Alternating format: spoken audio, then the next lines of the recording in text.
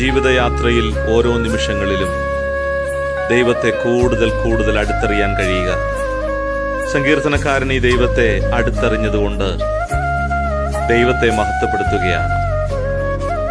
അങ്ങനെ ദൈവഭക്തനായി ജീവിക്കുന്നവൻ ആരാണെന്ന് താൻ തന്നെ ചോദിക്കുകയാണ്. അങ്ങനെ ഒരുവൻ ദൈവഭക്തനായി ജീവിക്കുമ്പോൾ അവൻ സുഖത്തോടെ വസിക്കും. അവന്റെ സന്തതി ദേശത്തെ അവകാശമാക്കും. യഹോവയുടെ സഹിത്വം തന്റെ ഭക്തന്മാർക്ക് ഉണ്ടാകും. സഹിത്വം, ആ വാക്ക് എത്രയോ ധന്യമായൊരു പദമാണ്. ദൈവത്തോട് കൂടെ, ദൈവത്തെ അടുത്തറിഞ്ഞ്, ദൈവ സാന്നിധ്യം അനുഭവിച്ച്, ദൈവമഹത്വം ദർശിച്ചുകൊണ്ട്, ദൈവീക നന്മ അനുഭവിച്ചുകൊണ്ട് ജീവിക്കാൻ കഴിയുന്നതിലും വലിയ ഭാഗ്യം എന്താണുള്ളത്? ദൈവം അതിന് കൃപ നൽകട്ടെ.